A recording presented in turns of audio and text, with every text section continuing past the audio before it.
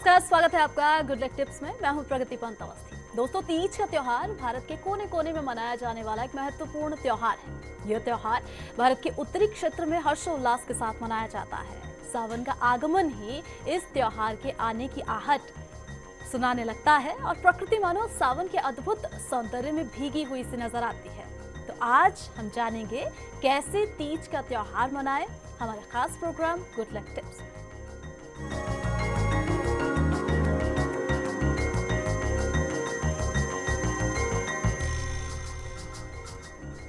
सावन माह के शुक्ल पक्ष के तृतीय को श्रावणी तीज के रूप में मनाया जाता है। ये हरियाली तीज के नाम से भी जाना जाता है। ये त्योहार मुख्यतः महिलाओं का त्योहार है।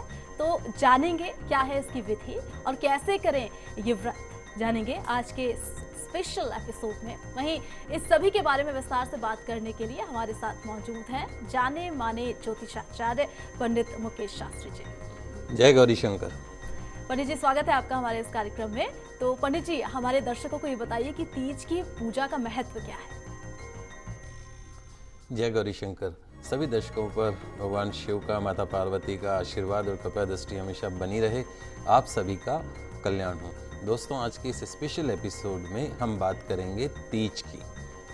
तीज के ऊपर मेहंदी लगाने और झूले झूलने का विशेष महत्व माना जाता है। तीज के दिन जो युवतियाँ होती हैं, नवविवाहिता जो होती है, वो हाथों में मेहंदी रचाती है तथा लोकगीतों को गाते हुए झूले झूलती है। इस समय जो प्रकृति होती है वो अपने चरम पर होती है। प्रकृति में हर तरफ हरियाली की चादर सी बिछी होती है और इसी कारण से इस त्योहार को हरियाली तीज कहा जाता है। सावन की तीज में महिलाएं व्रत रखती हैं। इस व्रत को अविवाहित कन्याएं योग्य वर को पाने के लिए करती हैं तथा जो नवविवाहित महिलाएं हैं वो अपने सुखी दाम्पत्य जीवन की चाहत के लिए करती हैं। सावन की तीज का बहुत पौराणिक महत्व भी रहा है। एक धार्मिक किंवदंती प्रचलित है जिसके अनुसार माता पार्वती ने भगवान शिव को प्राप्त करने के लिए इस व्रत का पालन किया था और उनकी तपस्या से प्रसन्न होकर भगवान शिव ने उन्हें वरदान स्वरूप उन्हें पति के रूप में प्राप्त हुए थे। मान्यता यह है कि श्रावण शुक्ल तृतीया के दिन देवी पार्वती ने 100 वर्षों की तपस्या साधना के पश्चात भगवान शिव को पति के रूप में पाया था। इसी मान्यता के अनुसार स्त्रियां मां पार्वती का पूजन करती हैं। भगवान शिव माता पार्वती से कहते हैं कि हे पार्वती, श्रावण मास की शुक्ल पक्ष की तृतीया को तुमने मेरी आराधना करके जो व्रत किया था, उसी के परिणाम स्वरूप हम दोनों का विवाह संभव हो सका। इस व्रत का महत्व यह है कि मैं इस व्रत को पूर्ण निष्ठा से करने वाली प्रत्येक स्त्री को मनवांछित फल देता हूँ। तो भगवान शिव ने पार्वती जी से कहा कि इस व्रत को जो भी स्त्री पूर्ण श्रद्धा से करेगी उसे तुम्हारी तरह अचल सुहाग प्राप्त होगा।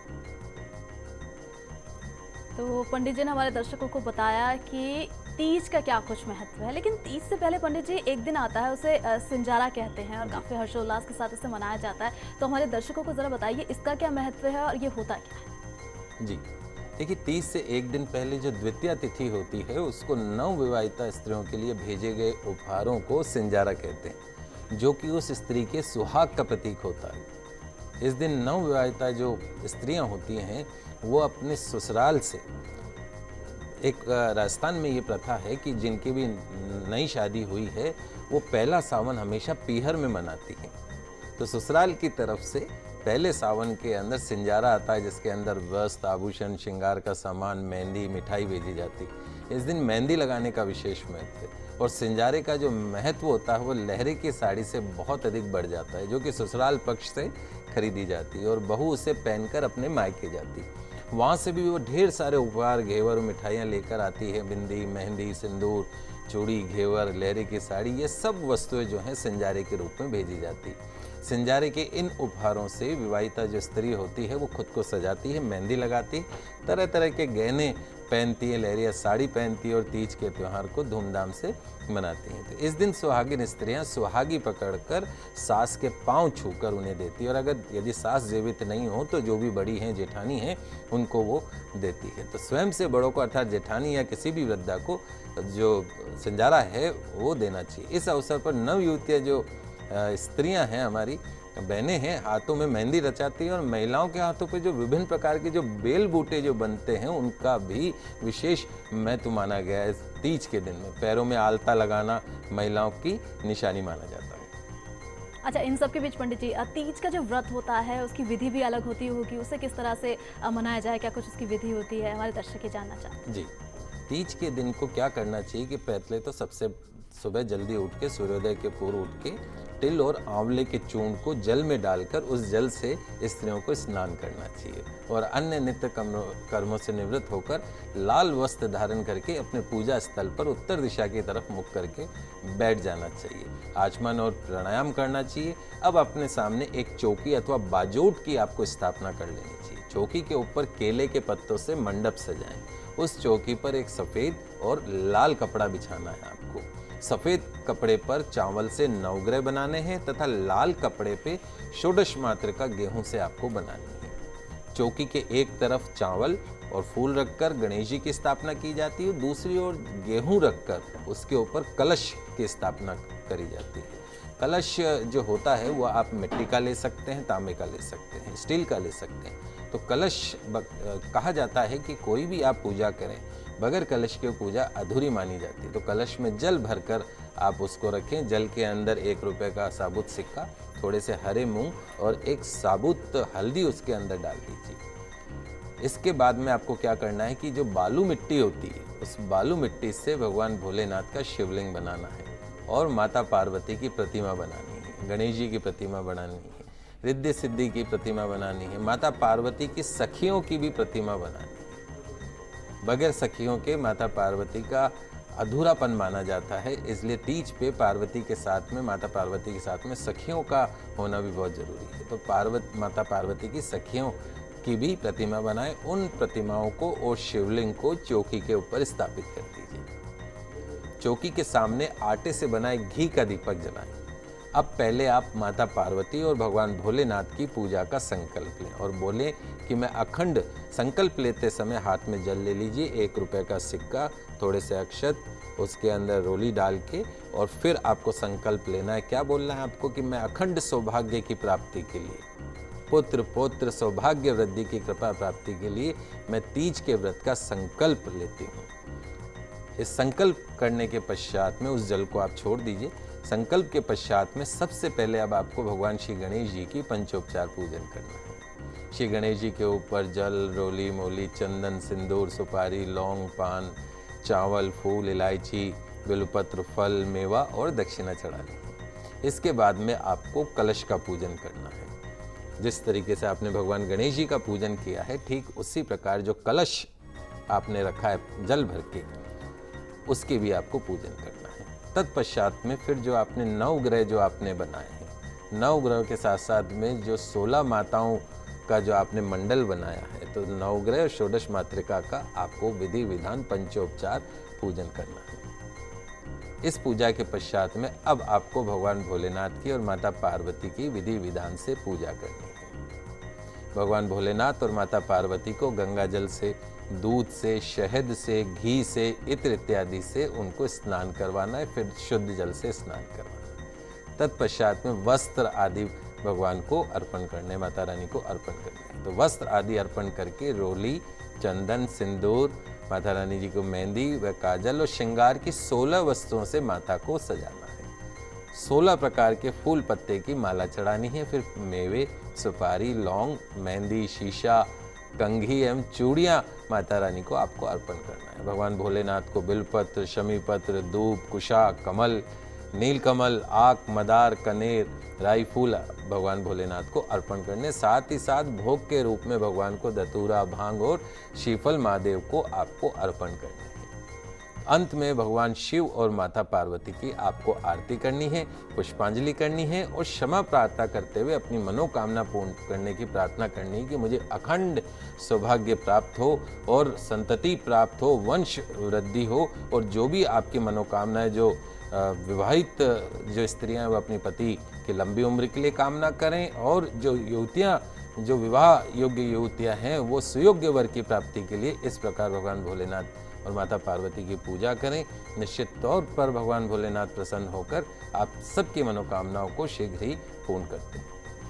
तो पंडित जी ने ये विधि विधान बताया कि किस तरह से इस व्रत को करना चाहिए, पूजा में क्या कुछ सामग्री लेनी चाहिए, पर ध्यान रखिएगा दोस्तों कि सामग्री जो भी आप ले रहे हैं वो 16 की संख्या में होनी चाहिए। पंडित जी, ये तो आपने विधि बताई किस तरह से किया जाए, क्या कुछ सामग्री इस पूरे दौरान प्रयोग करनी चाहिए, इन सब के बीच कोई मंत्र अगर आप बताना चाहें हमारे दर्शकों को। जी देखिए, भगवती उमा के लिए, माता पार्वती की अर्चना के लिए जो मंत्र हैं वो मैं आपको बता रहा हूँ। बहुत छोटे छोटे से मंत्र हैं, आप लिख लीजिए इन मंत्र को। ओम उमाय नमः, ओम पार्वती नमः, ओम जगद्धात्रेय नमः, ओम जगत प्रतिष्ठाय नमः, ओम शांति रूपिणे नमः, ओम शिवाय नमः। देखिए, ओम नमः शिवाय से भगवान शिव की आराधना होती है, ओम शिवाय नमः से माता पार्वती की आराधना होती है। अब आपको भगवान भोलेनाथ की अगर आपको आराधना करनी है तो उसके लिए भी मैं आपको मंत्र बता देता हूँ। ओम हराय नमः, ओम महेश्वराय नमः, ओम शंभवे नमः, ओम शूलपाणे नमः, ओम पिनाकवशे नमः, ओम शिवाय नमः, ओम पशुपते नमः, ओम महादेवाय नमः। व्रत को इस प्रकार इन मंत्रों के जाप से यदि आप भगवान भोलेनाथ की और माता पार्वती की पूजा करते हैं तो निश्चित तौर पर, और साथ में तीज का व्रत करते हैं तो न केवल कुंवारी जो महिलाएं हैं, युवतियां हैं, उनको मनचाहा वर मिलता है, बल्कि सुहागिन स्त्रियों के सौभाग्य में वृद्धि होती है और शिव पार्वती उन्हें अखंड सौभाग्यवती रहने का वरदान प्रदान करते हैं। तो दोस्तों, अभी हमने पंडित जी से जाना कि कैसे तीज का त्यौहार मनाया जाए, क्यों ये मनाया जाता है, सिंजरा का क्या कुछ महत्व होता है और तीज का व्रत जो किया जाता है उसके विधि विधान क्या कुछ होते हैं। आगे भी किस तरह से इस व्रत को आप सफल बनाएं यह हम आपको बताएंगे। फिलहाल एक छोटा सा ब्रेक हम यहाँ ले रहे हैं, कहीं मत जाइएगा, चल लौटते हैं।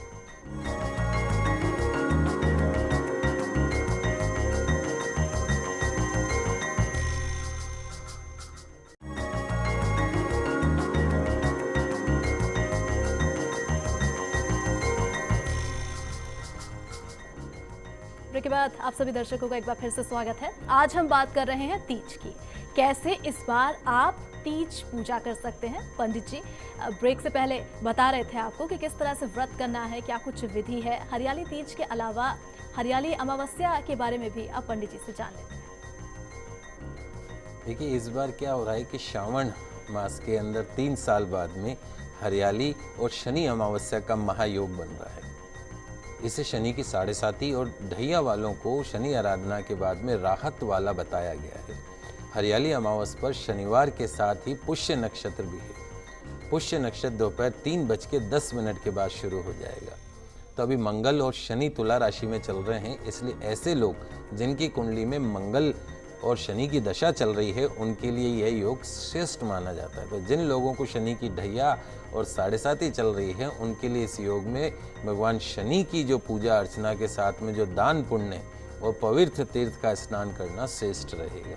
इस दिन शनि देवता और पीपल देव की पूजा करने से आपको विशेष फल प्राप्त होगा, दोषों का शमन भी होगा। पुष्य नक्षत्र के जो स्वामी है वो भगवान स्वयं शनि है, इसलिए इस अमावस्या को शनि की शांति के लिए सबसे शुभ अवसर माना जा रहा है। कहते हैं कि हरियाली अमावस्या के दिन यदि आप पौधे लगाते हैं तो नरक में जाने से बचते हैं। तो हरियाली अमावस्या के दिन पीपल और बरगद के एक इमली, कैथ और उसके जो पौधे हैं उनके 10, बेल और आंवला के यदि 3 और आम के 5 पेड़ यदि आप लगाएं तो आप अपने जीवन को नरक में जाने से बचा सकते हैं। हरियाली अमावस्या को पीपल के पेड़ की पूजा करने और उसका भी बहुत विधि विधान माना गया है। शनि देव की पूजा के साथ ही पीपल की परिक्रमा करने के बाद में भगवान पीपल के पास में मालपुए का प्रसाद लगाने से, पीपल की जड़ में जल चढ़ाकर सरसों के तेल का दीपक जलाने से निश्चित तौर पर आपके घर के जो पितर हैं उनको शांति मिलती है और आपको जीवन के अंदर सुख शांति समृद्धि प्राप्त होती है। अच्छा पंडित जी, तीज के बारे में आप बता रहे हैं कि किस तरह से विधि विधान है, क्या कुछ पूजा इसके लिए करनी चाहिए। इन सब के बीच ये माना जाता है कि इस दिन अगर बारिश हो जाए तो बहुत शुभ होता है, बहुत शुभ फलदायी होता है। तो इसके पीछे भी कोई पौराणिक कोई कथा है जिसकी वजह से मान्यता मिली है? देखिए, तीज का मतलब हरियाली तीज उसका नाम ही इसीलिए रखा है क्योंकि सावन मास होता है और सावन मास के अंदर जो है बारिश अपने पूरे चरम पे होती है। और प्रकृति में इस वक्त इतनी हरियाली हो गई होती है कि वो उस हरियाली के कारण इसको हरियाली तीज का नाम दिया गया है। पूरा सावन जो है वो बारिश का और भादवो जो होता है वो बारिश का होता है। तो यही इसके पीछे मुख्य उद्देश्य है। अच्छा, अब एक बार फिर से हम तीज की जब हम बात कर ही रहे हैं, इसके बीच में कुछ मंत्र आपसे और जानना चाहेंगे। कुछ ऐसे मंत्र जो या कुछ ऐसी विधि जो आप रह गई हो, जो आप दर्शकों को बताना चाहें, जो लोगों को वैसे नॉर्मली पता नहीं होती है। देखिए, जैसे मैंने आपको बताया कि तीज के ऊपर माता पार्वती की पूजा की जाती है, उसके साथ में भगवान शंकर की पूजा की जाती है और उन मंत्रों का जो ओम नमः शिवाय, ओम शिवाय नमः, इन मंत्र से जो भगवान का जाप होता है वही इसके ऊपर विशेष रूप से भगवान की जो है पूजा की जाती है। ठीक है पंडित जी, तो जैसे कि पंडित जी बता रहे हैं कि बहुत सारे ये विधि विधान हैं जिनका आप पालन करें तो बहुत ही सफल ये व्रत आपके लिए रहेगा। इन सबके बीच हम लगातार नए नए सब्जेक्ट लेके आते हैं, बहुत सारे विषय ऐसे हैं जिनके लिए सवाल हमसे लगातार दर्शक पूछते रहते हैं पंडित जी। तो एक सवाल है जो लगातार हमसे पूछा जा रहा है मेल के ज़रिए। बहुत सारे लोग हैं जो कि विदेश में नौकरी चाहते हैं, वो क्या ऐसा करें कि जो उनकी ये कामना है वो पूरी हो पाए? देखिए, आजकल एक विदेश में नौकरी एवं आजीविका की जो चाहत है आज के युवाओं की पहली पसंद बन गई है। लेकिन विदेश जाना अथवा न जाना सभी की अपनी किस्मत पर निर्भर करता है। ज्योतिष शास्त्र के अनुसार विदेश जाना भी व्यक्ति की कुंडली के ग्रह ही तय करते हैं। यदि विदेश जाने के योग बलिष्ठ न हो तो विदेश जाने की संभावना कम होती है। लेकिन कई बार देखने में आता है कि आपकी कुंडली में विदेश जाने के योग होते हुए भी काफ़ी प्रयासों के बाद भी विदेश जाने में आपको सफलता नहीं मिलती। ऐसे में इन सरल उपायों के द्वारा भी आप अपनी आकांक्षाएं और सपने पूरे कर सकते हैं। तो आइए जानते हैं आज एक ऐसा सरल प्रयोग जिसके करने से आपके विदेश जाने के रास्ते में जो आ रही हैं सभी रुकावटें वो स्वतः ही समाप्त हो सकती है। इसके लिए आपको करना यह है, इस प्रयोग में मंत्र की विशेष भूमिका। आप इस मंत्र को जान लीजिए, समझ लीजिए, लिख लीजिए। आपकी टीवी स्क्रीन पे भी मंत्र आ रहा है। ओम अनंग वल्लभाय विदेश गमनार्थ कार्य सिद्ध्यर्थे नमः। बहुत ही चमत्कारिक मंत्र है और बहुत ही जल्द फल देने वाला मंत्र है। पुनः एक बार उच्चारण समझ लीजिए इसका। ओम अनंग वल्लभाय विदेश गमनार्थ कार्य सिद्ध्यर्थे नमः। इस मंत्र का जो जाप है बहुत चमत्कारिक फल देने वाला है। आप इस मंत्र का लगातार जाप करें, निश्चित तौर पर आपको फायदा देखने को मिलेगा। और इसके साथ पंडित जी कोई विधि भी होगी? मंत्र आपने बताया, विधि क्या रहेगी? जी, आइए अब जान लेते हैं इस मंत्र को किस विधि के द्वारा किया जाए। तो आपको करना यह है कि किसी भी शुक्ल पक्ष के पहले शुक्रवार के दिन स्नान आदि से निवृत्त होकर अपने पूजा स्थान पर पश्चिम दिशा की तरफ मुख करके बैठ जाएं। ध्यान रखें, पश्चिम दिशा की तरफ मुख करके बैठना आपको, उत्तर या पूरब की तरफ नहीं। आचमन और प्राणायाम करें। उसके बाद एक चौकी अथवा बाजोट की अपने सामने स्थापना करके लाल या सफ़ेद वस्त्र उस पर बिछा लीजिए। उस पर माँ भगवती की, माँ लक्ष्मी की तस्वीर को स्थापित करके उनके सम्मुख एक घी का दीपक प्रज्वलित करें। इस बात का खास ध्यान रखें कि यह प्रयोग आपको पश्चिम मुख होकर ही करना है। एक दक्षिणावर्ती शंख माता भगवती, माता लक्ष्मी के समक्ष आपको स्थापित करना है। दक्षिणावर्ती शंख न होने की स्थिति में सामान्य शंख का प्रयोग भी किया जा सकता है। उस शंख में पर केसर घोलकर स्वस्तिक का चिन्ह बना लें। माता रानी की तस्वीर को, शंख को चौकी के ऊपर स्थापित करके उनकी विधि विधान पूर्वक पूजा करें, आराधना करें, पंचोपचार विधि द्वारा पूजन करें, धूप दीप और नैवेद्य और भोग के रूप में उनको अर्पण करें। अब आप स्फटिक की माला से जो मंत्र आपको बताया उस मंत्र का आपको जाप आरंभ करना है। इस मंत्र का 5 दिनों तक लगातार एक दिन में लगभग 11,000 बार आपको जाप करना है। यदि 5 दिन में मिलाकर 11,000 या 24,000 बार भी जाप कर लेते हैं तो भी आपको निश्चित तौर पे बहुत अच्छा लाभ प्राप्त होगा। तो इस तरीके से आपको जाप करना है। जाप करने के पश्चात में आपको आरती करनी है, पुष्पांजलि करनी है और क्षमा प्रार्थना करनी है। इसी विधान से आपको प्रतिदिन इस प्रयोग को करना है। जब 5 दिन के बाद में अनुष्ठान आपका पूर्ण हो जाए तो जो भी आपने माँ भगवती, माँ लक्ष्मी और शंख को जो आपने स्थापित किया था उस कपड़े पर जिस पे स्थापित किया था उसी में लपेटकर अपने पास में उसको रख लेना है। तस्वीर को तो अलग कर दीजिए, जो शंख जो वहाँ पे पूजा में आपने रखा था उसको उस कपड़े में लपेटकर अपनी तिजोरी में रख सकते हैं, कैश के स्थान पर रख सकते हैं, अपने पूजा स्थल पर रखें, तो आपको निश्चित तौर पर उसको आर्थिक तो लाभ होगा ही होगा, उसके साथ साथ में जीवन में विदेश जाने में आने वाली सभी जो बाधाएं हैं वो समाप्त हो जाएंगी। और जो हमारे दर्शक जो इम्पोर्ट एक्सपोर्ट का काम करते हैं वो भी यदि इस विधि से माता लक्ष्मी जी की पूजा करते हैं तो इम्पोर्ट एक्सपोर्ट के काम में जितनी भी रुकावटें जो आ रही हैं उन रुकावटों से उनको मुक्ति मिलती है। चलिए पंडित जी से अब जान लेते हैं कि आज का पावर मंत्र क्या है। जी देखिए, कई बार ऐसा होता है कि हमारा कोई भी काम जो है वो बनते बनते बिगड़ जाता है। अक्सर ये लोगों की एक समस्या रहती है कि हमारे हर काम में रुकावट आती है या कोई ना कोई ऐसी कसर रह जाती है जिससे के कारण हमारी काबिलियत पर शक किया जाता है। ऐसे में हमें काफ़ी निराशा होती है। मेहनत तो बहुत करते हैं लेकिन उसका रिजल्ट हमको नहीं मिलता। तो अगर आप चाहते हैं कि आपका किया हुआ हर काम बिल्कुल परफेक्ट हो तो उसके लिए आज मैं आपको एक बहुत ही पावरफुल मंत्र बता रहा हूँ। आप लिख लीजिए इस मंत्र को। आपकी टीवी स्क्रीन पे भी ये मंत्र आ रहा है। ओम श्रीम श्रीम ओम ओम श्रीम श्रीम ओम पट स्वाहा। उन्हें एक बार इसका उच्चारण सुन लीजिए, समझ लीजिए। ओम श्रीम श्रीम ओम ओम श्रीम श्रीम ओम पट स्वाहा। प्रातःकाल जल्दी उठकर सफ़ेद वस्त्र पहनकर सबसे पहले भगवान शिव की पूजा करनी। उसके बाद में एकांत में कुश के आसन पर बैठकर रुद्राक्ष की माला से इस मंत्र का आपको जाप करना है। निश्चित तौर पे इस मंत्र का असर कुछ दिनों में दिखने लगेगा और आपके जो बनते हुए काम हैं, बिगड़ते हुए जो काम हैं, वो अपने आप बनते हुए नजर आएंगे और आपका हर काम बिल्कुल परफेक्ट होता जाएगा। दोस्तों, आज हमने चर्चा की कि कैसे इस हरियाली तीज पर आप व्रत और विधि के द्वारा अपनी मनोकामनाएं पूरी कर सकते हैं और साथ ही हमने ये जाना कि अगर आप विदेश में नौकरी करना चाहते हैं तो उसके लिए आपको क्या कुछ करना है। उम्मीद यही करते हैं कि आपको हमारा एक कार्यक्रम बहुत पसंद आया होगा। पंडित जी आप हमारे स्टूडियो में आए, तमाम समस्याओं का निवारण किया और जो भी सवाल उठते हैं जहन में उनके लिए आपने हमारे दर्शकों को बताया। बहुत बहुत शुक्रिया आपका। नमस्कार। अगर आपकी भी कोई समस्या है, समाधान आप चाहते हैं, हमें आप कॉल कर सकते हैं, ईमेल कर सकते हैं। हमारा ईमेल आईडी है goodlucktips@firstindianews.com। और सोमवार को आपसे फिर मिलेंगे, तब तक के लिए दीजिए इजाजत। खुश रहिए, अपना ख्याल रखिए। नमस्कार।